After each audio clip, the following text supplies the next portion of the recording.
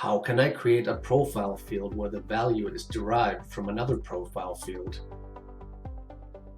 In previous tutorials, we've explored how to create profile fields of many different types for your subscriber lists.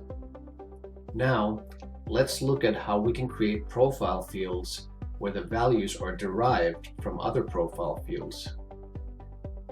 These types of derived fields automatically extract data from other fields based on formulas and calculations, and can be used to better target and to send customized content to your subscribers. To get started, click on Subscriber Warehouse in the main menu and select the list or list group that you want to work with. Right-click on the list group and select Open List Group Definition. Then proceed to the Profile Fields step. Since we already have existing subscribers for the list group, you will see a notice that any changes are restricted to add, remove, reorder, and rename only. This won't be a problem in our case, since we will simply be adding new profile fields. First, let's add a derived profile field for the domain name. Click the Add button and select Derived from the pull-down menu. Since these fields are automatically populated, you have the choice to keep them hidden from subscribers on their profile definition screen, or to show them as read-only fields. On the next step, click on Derivation Rules. Here you will find our new profile field. Click the Define link and enter the rule in the pop-up window. We'll be using the substring formula to extract this information from the email address. You can find more detailed information about how these formulas are structured under the help pages, which are always accessible from the top right corner.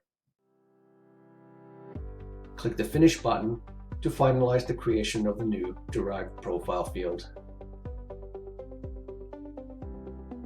You will notice in the subscriber list that this new field has been automatically populated for all of your subscribers. Now, let's create another derived field for the top-level domain. Click the Add button again and enter the details for the new field. On the Derivation Rules screen, we'll enter a new formula to extract the top-level domain. Click Finish to create the field. Since we're collecting the birthdays of all of our subscribers so that we can send them special birthday offers, let's create one more field for the birth month. We'll follow the same steps as before, but this time we'll use the substring formula to extract this information from the birthday field.